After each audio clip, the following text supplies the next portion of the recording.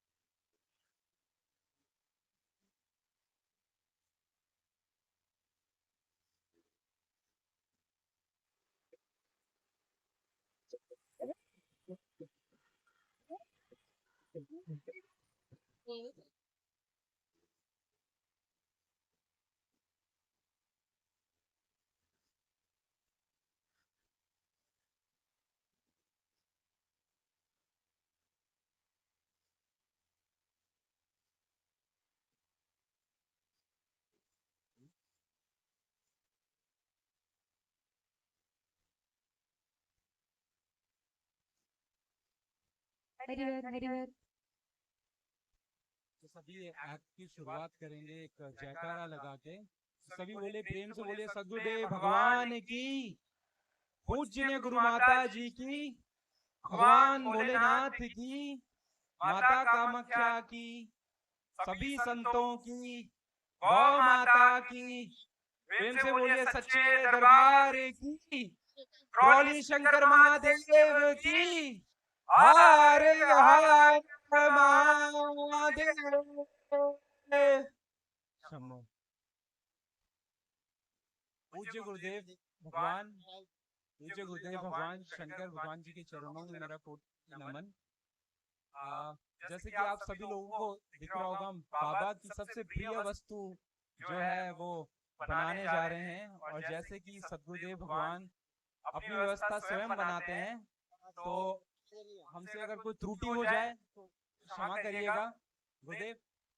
इससे कोई त्रुटि हो जाए अगर एक्ट करते समय, बाबा की प्रिय वस्तु बनाने जा रहे हैं, तो क्षमा प्रार्थी है, बच्चा समझ के माफ करिए।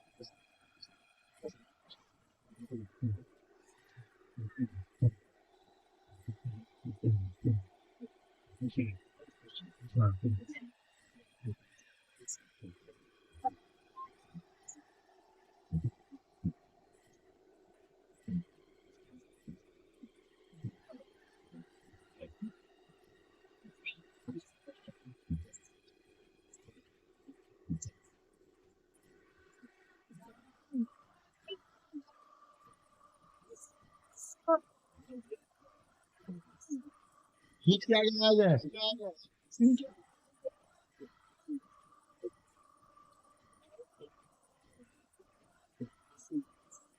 सब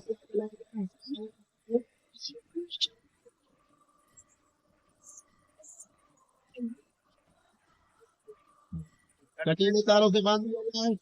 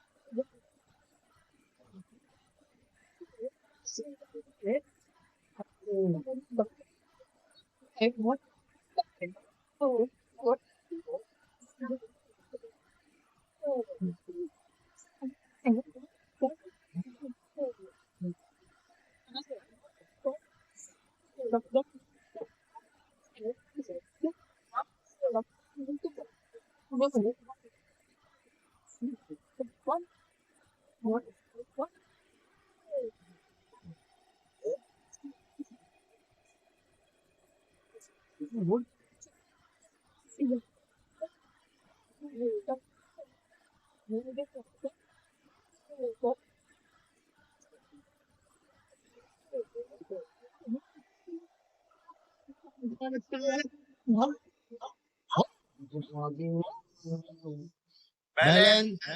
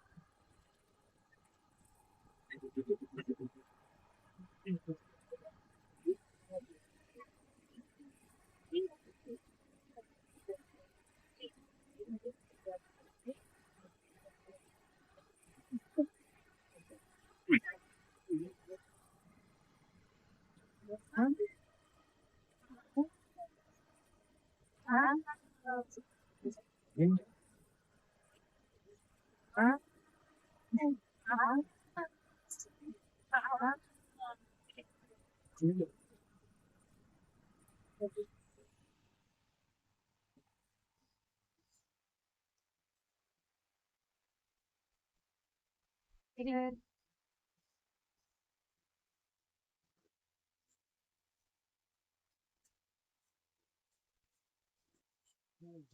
बाबा का जो पान का भोग तैयार हुआ है, जैसे हमने तो कुछ नहीं किया, ये जस्ट कला दिखाने का माध्यम है कि बाबा का जो है पान बिल्कुल बना रहे हैं।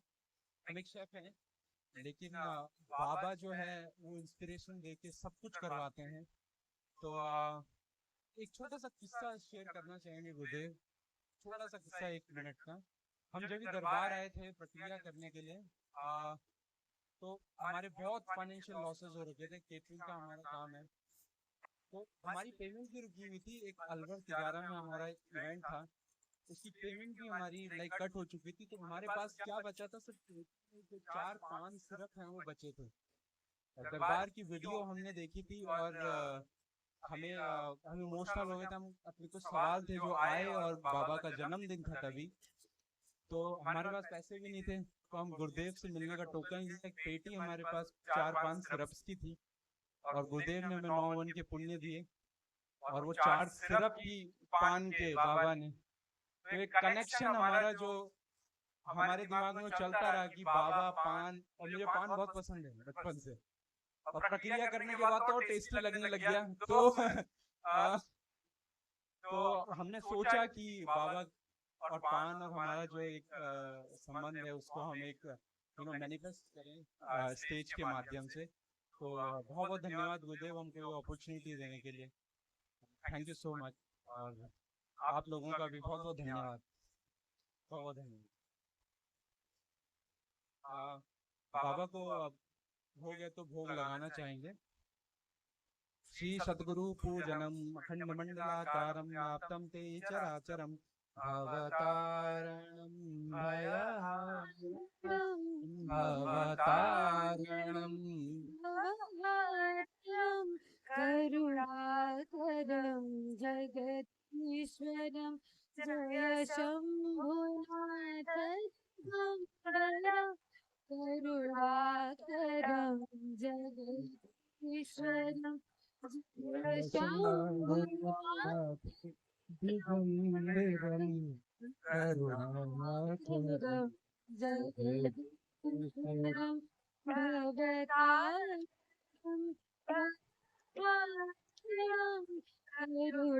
करुणाकरं जगदीश्वरं भवतारं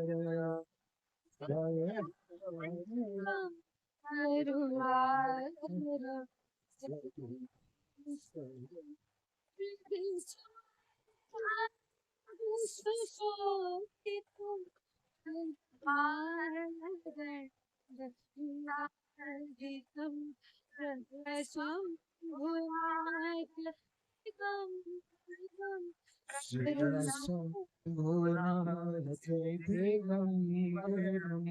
करुणाकरं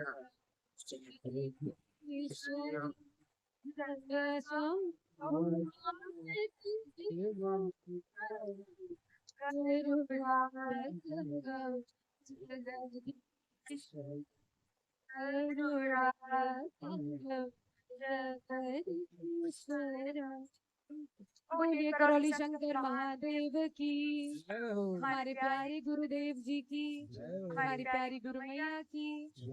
हरि ओम।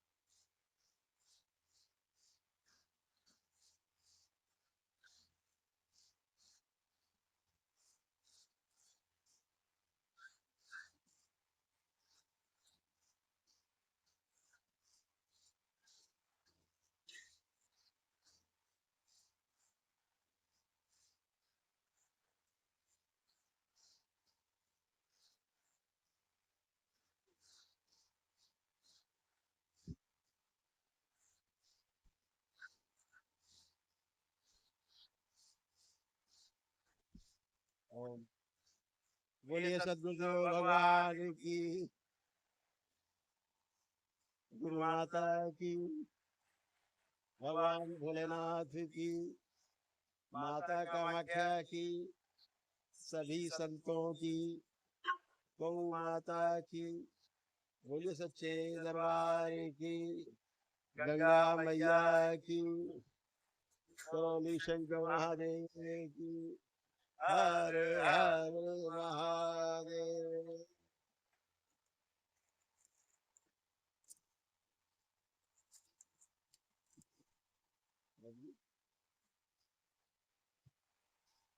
तो दरबार में आप सबको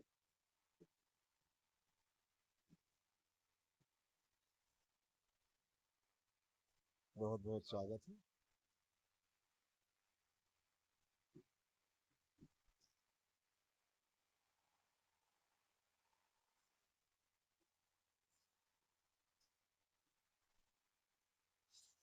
मंत्र दीक्षा आज हो चुकी।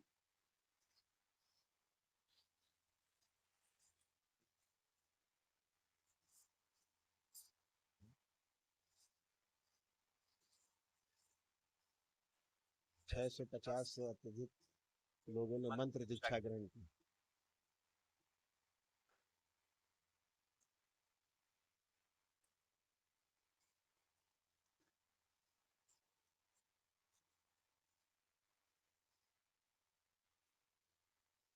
और 1200 से ज्यादा लोग तंत्र दीक्षा के लिए इंतजार कर रहे हैं।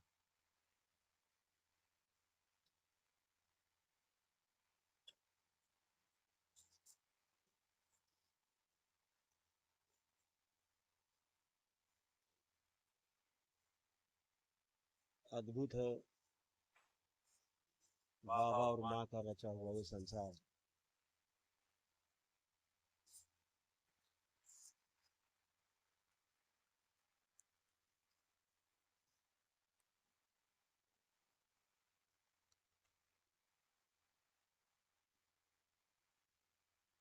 जहाँ योग्यता और भाव लिखा पढ़ी में पुरुष के नहीं तय होती।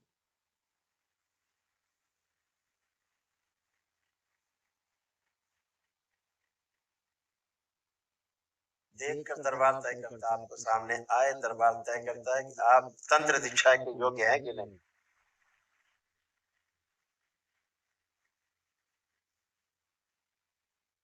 ऐसे ही चयन की प्रक्रिया है,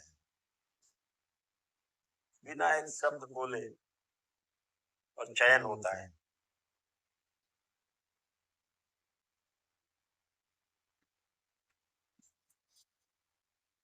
और ये भी इस धरती में पहली बार।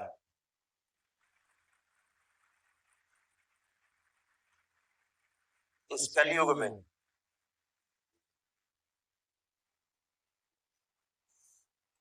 एकदम साइलेंट सिलेक्शन होता है।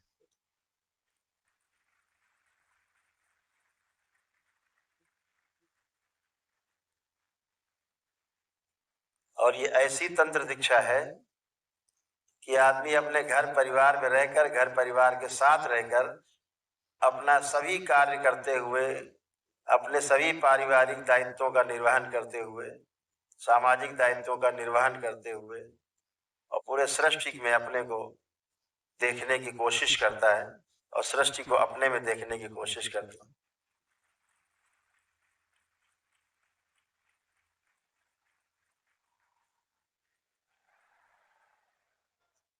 उसके लिए कहीं जंगल में भागने की जरूरत नहीं, कहीं कुटी बना के जंगल में रहने की जरूरत नहीं।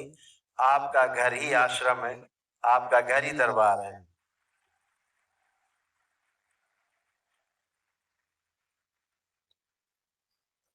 अक्सर प्रचलन में कहा जाता है कि भैया तंत्र मंत्र करना सीखना हो तो भैया घर से बाहर रहना पड़ता था, डेरे में घर छोड़ना पड़ता था। लेकिन वो तंत्र नहीं था, वो टोना टोटका था, जादू टोना था, झाड़ फूक थी। वाकई में घर में रहने वाले आदमी को नहीं करना चाहिए।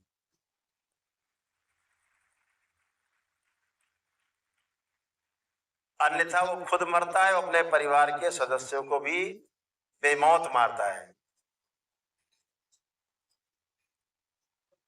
जिस तंत्र की दीक्षा आप ले रहे हो ये वाकई में तंत्र है, व्यवस्था है।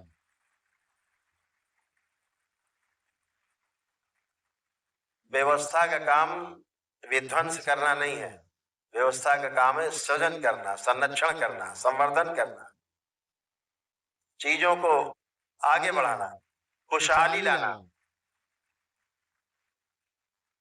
किसी का बुरा करना तंत्र नहीं, तंत्र बुरा किसी का कर ही नहीं सकता,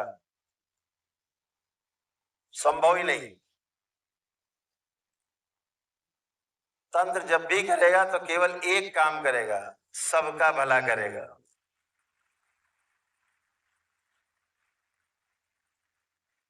और जो टोना टुटका, जादू टोना, झाड़ फूक करता है वो दूसरों को तो बुरा करता ही, अपना सबसे पहले बुरा करता है, अपने परिवार का बुरा करता, सब नष्ट हो जाते हैं, झाड़ फूक सब गंदगी इकट्ठी हो जाती है।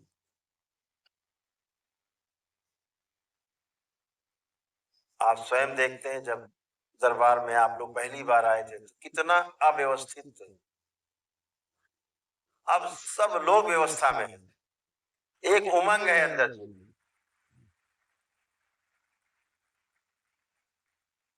एक आश्वस्ति है प्रकृति की तरफ से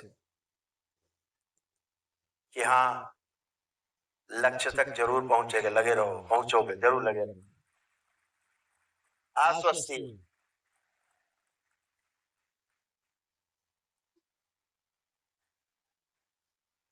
ये जो आश्वस्ति है वो हमारे पूर्ण गुरु के रूप में हमारे परम पूजनीय बाबा जी, हमारी गुरु माता जी की उपस्थिति से है।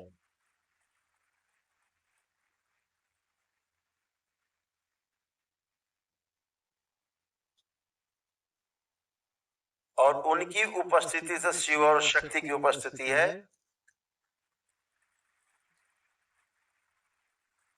यानी प्रकृति और पुरुष दोनों ही यहाँ उपस्थित एक साथ।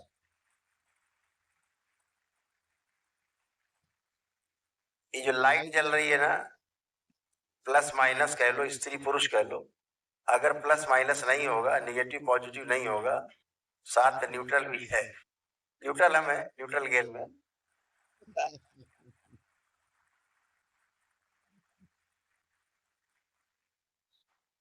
वो पॉजिटिव निगेटिव जो पोल है ना, दोनों एनर्जी है, बगैर उनके मिले ये लाइट, ये पंखा, कुछ नहीं चलेगा, कैमरा मेरा सब बंद है। और ना ही इस शरीर में प्राण बचेंगे, रह नहीं सकते।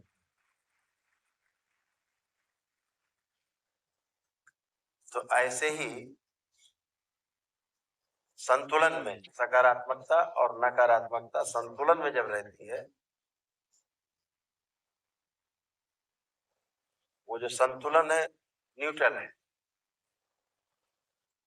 वो शक्ति जो संतुलित करती है दोनों को, दोनों के बीच जो सामंजस्य बनाती है, न्यूट्रल। तो ही कोई चीज जो है वो दिखती है, होते हुए, करते हुए, तब सृजन होता है।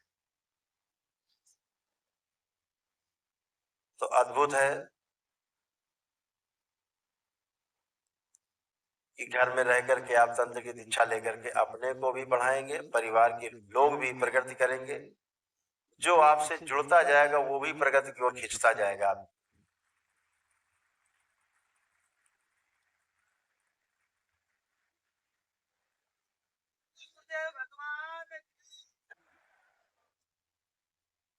दरबार इतना आकर्षण भर देगा आप सब में कि जो देखेगा आपके सामने अपने आप लोटपोट हो जाएगा।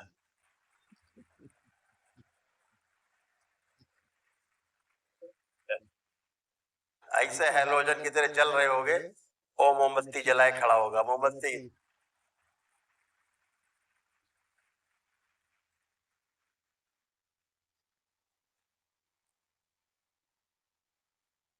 तो आज वो शुभ घड़ी है, जो एक खेमा ऐसा भी है जो तंत्र दीक्षा में आज पहली बार प्रवेश करेगा।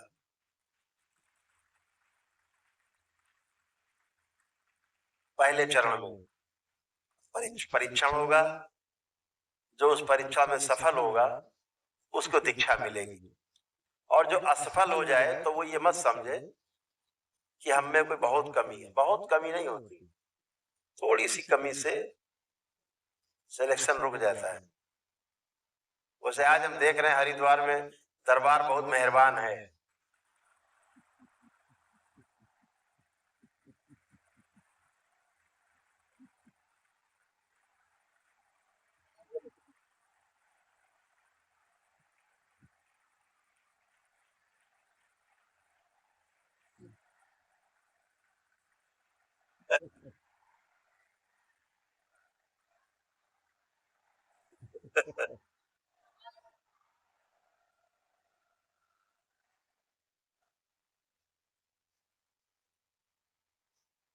कल हवन के समय इंद्र ने कुछ बदमाशी करने की कोशिश की।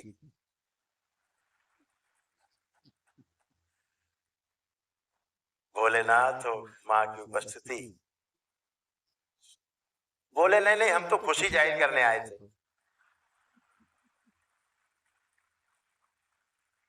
हम विघ्न डालने नहीं आए। उनका काम है विघ्न डालना।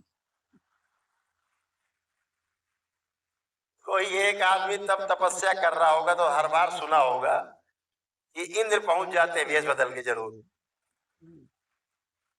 कि किसी तरह हमारी गद्दी न ले लिए तो भंग कर दो।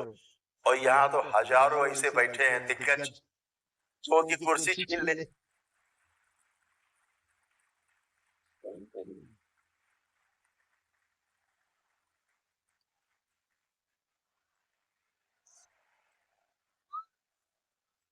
तो दरबार के जो भक्त हैं उन्होंने कहा भैया ऐसा है कि तू अपनी गद्दी अपने पास रखो, कोई नहीं ले रहा तुम्हारी गद्दी वद्दी,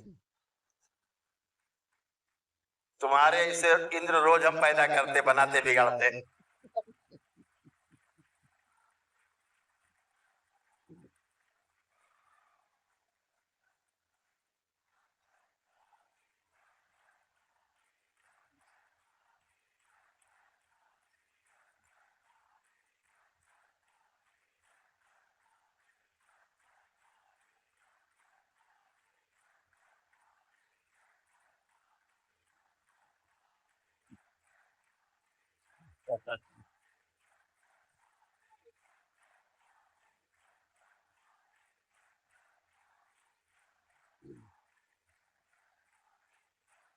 तो अगर कभी इंद्र भगवान दिख जाए तो समझ लेना खुशी जाहिर करने आए।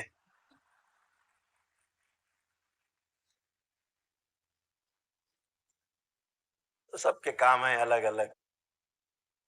इंद्र का अच्छे से अध्ययन करेंगे तो हमारी इंद्रियों से संबंधित है, जो हमारी साधना में विघ्न डालती हैं, जो हमारी कर्मेंद्रिय हैं, ज्ञानेंद्रिय हैं, शुभ है कुछ अशुभ है। हम में अगर गंदगी है तो इंद्रियां हमको प्रभावित करेंगी। हम साफ सुथरे सकारात्मक हैं तो करौली शंकर दरबार के जितने भक्त हैं, बाबा के जितने शिष्य हैं, कोई इंद्रिय विघ्न नहीं डाल सकती।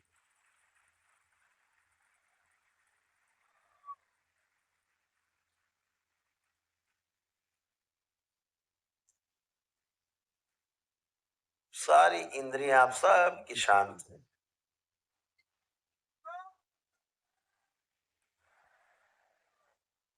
तो इंद्रियों का राजा बेचारा इंद्र करेगा।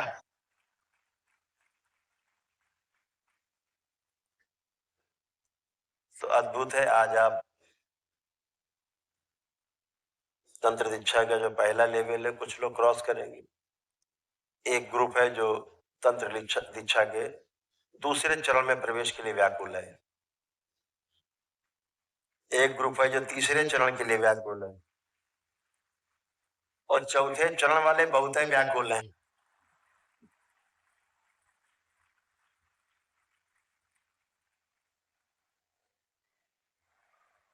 लेकिन आज हम देख रहे हैं दरबार बहुत दयालुता दिखा रहा है।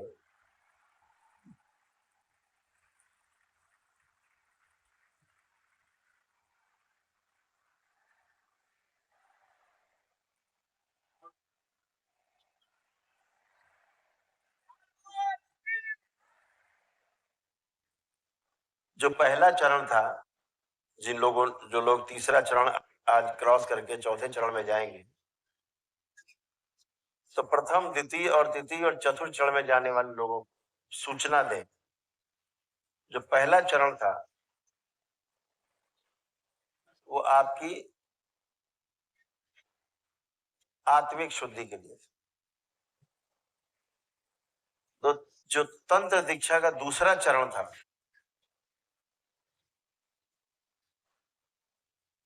उसने बहुत जम के धुलाई करी है।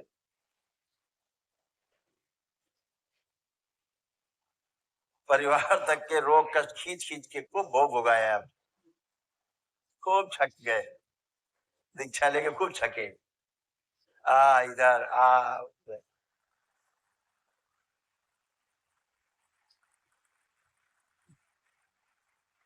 घरी में बैठे बैठे गुरु जी बचाओ, बाबा क्या हो रहा है बाबा, बाबा पान चबा रहे मुस्कुरा रहे।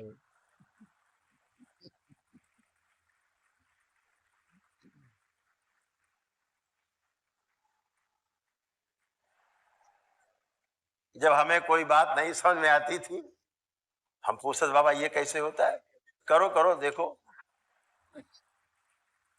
जान जाओगे। उतने में तो पूरा हुलिया बहरी हो जाती थी, जानने में कचूबर निकल जाता।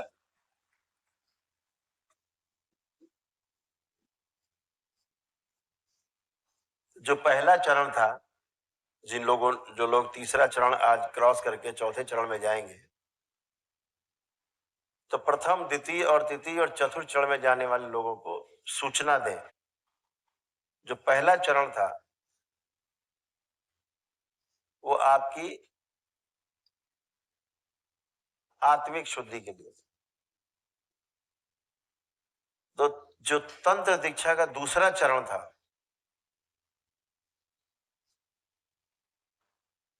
उसने बहुत जम के धुलाई करी है।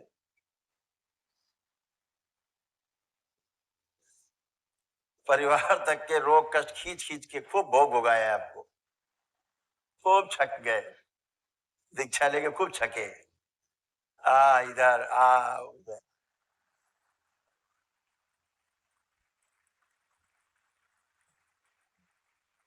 घरी में बैठे बैठे गुरु जी बचाओ, बाबा क्या हो रहा है बाबा, बाबा पान चबा रहे मुस्कुरा रहे।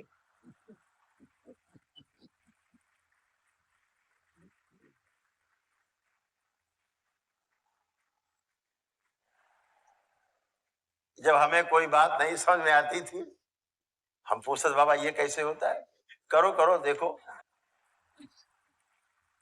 जान जाओगे। उतने में तो पूरा हुलिया बहरी हो जाती थी, जानने में कचूबर निकल जाता। जान जाओ, वही तुम्हारे साथ वो कर रहे हैं, बल्कि कहो हम कसर निकाल रहे हैं। जो हमारे साथ हुआ,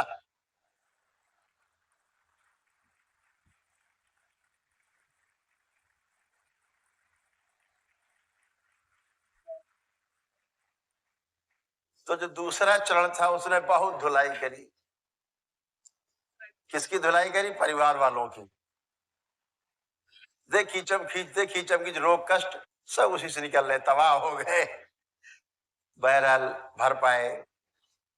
तीसरे चरण में आए तो फिर मुसीबत, अपनी समस्या, खुद के कष्ट रोग, अब भोग काटो।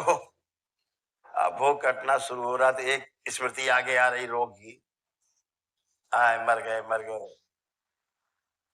दिन रात मर गए। कट पाए। दशांश हुआ, लौट के बुद्धू घर को आए। रोग कटे, अब रोग भोग कटे, तमाम कस के कटे हैं। अब चौथा चरण किसके लिए?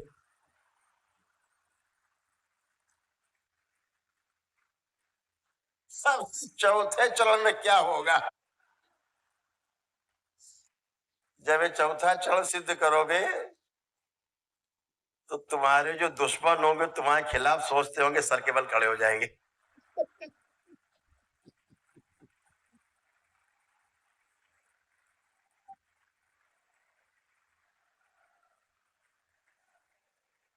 अब मजेदार राउंड आया है।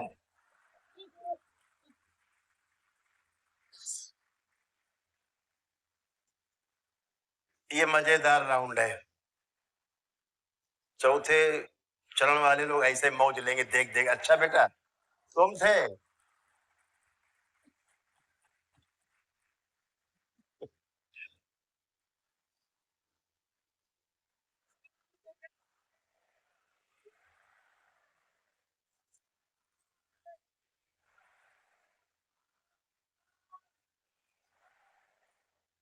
तो चाहे साधना की, ध्यान साधना की के अवरोध हो, चाहे नौकरी व्यापार के अवरोध हो, शारीरिक, मानसिक, आध्यात्मिक, आर्थिक, सामाजिक, पारिवारिक, सभी के अवरोध इस चौथे चरण की निशाने पे रहेंगे।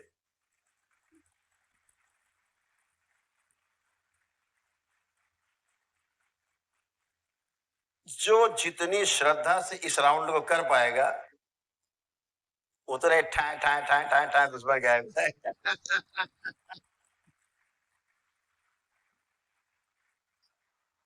तो दुश्मन या तो शरणागत होगा या मैदान छोड़ के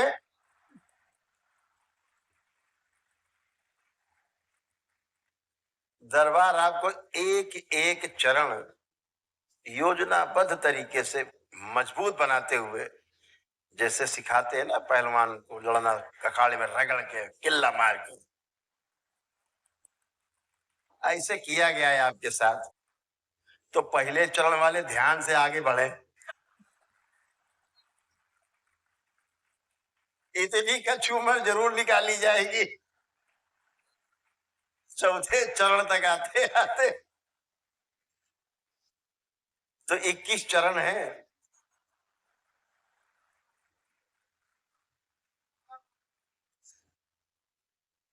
जैसे ही आप 5वां चरण क्रॉस करोगे तो दरबार आपको कुछ ढील देगा।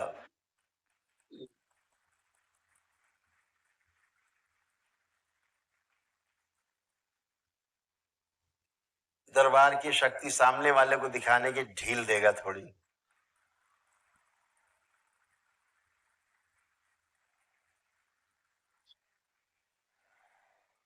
तो आप डेमो दे पाया करेंगे।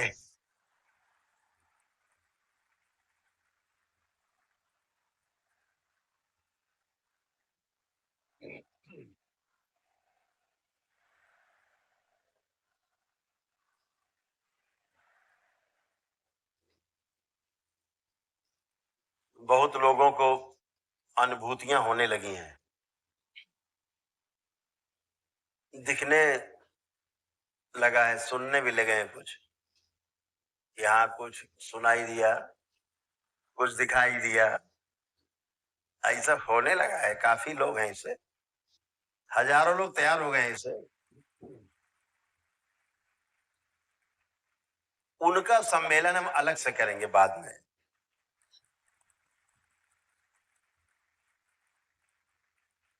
और ऐसे लोग चुन करके, परीक्षण करके दरबार के विशेष कार्य में लगाए जाएंगे।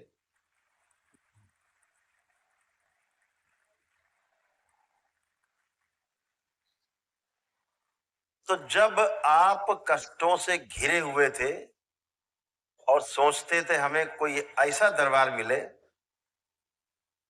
जो हमको पूरा पूरा समझ सके, देख सके, हमारी समस्याएं दूर कर सके, ऐसा सोचते थे, तो ये जो अनुभूति कर रहे हैं लोग, जब ये चुन के आएंगे, इनको विशेष कार्य सौंपेंगे, तो बाबा का वो हर एक शिष्य ऐसा ही दरबार बन जाएगा।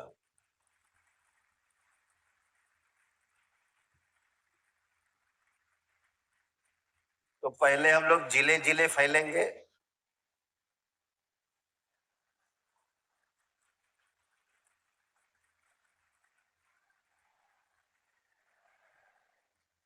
फिर तहसील तहसील ब्लॉक वाइज फैलेंगे, फिर मोहल्ले मोहल्ले गांव गांव फैलेंगे, फिर गली गली फैल के और घर घर फैल जाएंगे।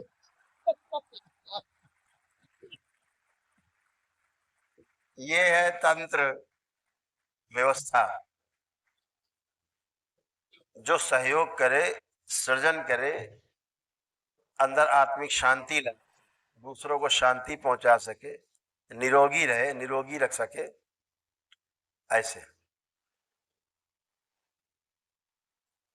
जहां जात पात का कोई भेद नहीं, किसी प्रकार का कोई भेद नहीं।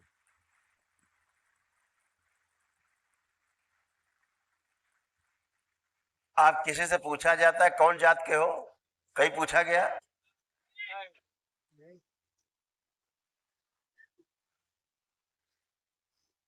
तो जात पात का भेद नहीं,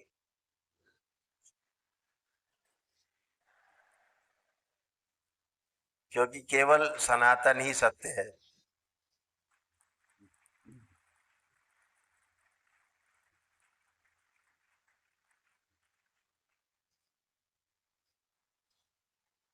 सनातन ही केवल धर्म है, बाकी सब संस्कृतियां हैं, पंथ है। ये मानव जाति है, केवल एक जाति है संसार में, उसका नाम है मानव जाति, दूसरी कोई जाति नहीं। कबीर रहे हो, रैदास रहे हो, सूरदास रहे हो, तुलसीदास रहे हो, कबीर रहे हो, कोई जाति नहीं, केवल मानव जाति।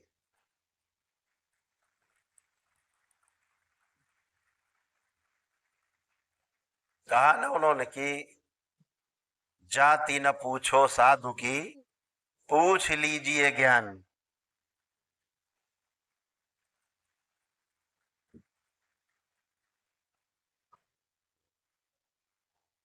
तो इसलिए एक ही धर्म, धर्म क्या है? व्यवस्था। व्यवस्था क्या है? तंत्र। और एक ही जाति है, उसका नाम है मानव जाति, कुछ नहीं।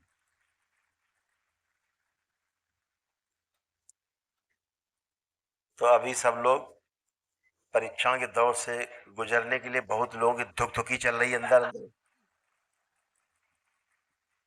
और इसमें बहुत चालाक लोग बैठे हैं जिन्होंने बाबा को अर्जी लगाई है कि बाबा हमारा सिलेक्शन जरूर करवा देना। बहुत खतरनाक टाइप के लोग भी हैं इसमें।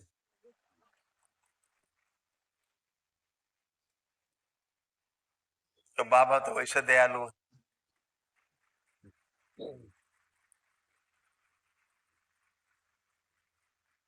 बाबा स्थित है, स्थिति में है, एकदम आराम में बैठे, पांच चबा रहे, और माता गति में है, खड़ग उठाए, खटाखट खटाखट खटाखट खटाखट, कांटे पड़े, वो गति में है।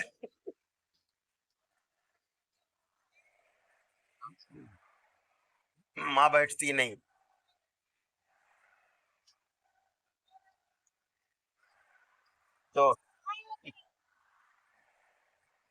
तो माँ बैठती नहीं। दो ही चीज है संसार में, एक स्थितिशील है, दूसरी गतिशील है। एक स्टैटिक्स और दूसरी डायनेमिक। एक स्थिर है, दूसरा गति में।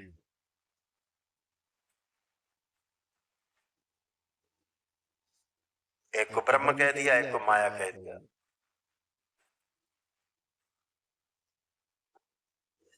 वस्तु के रूप में दोनों विद्यमान है।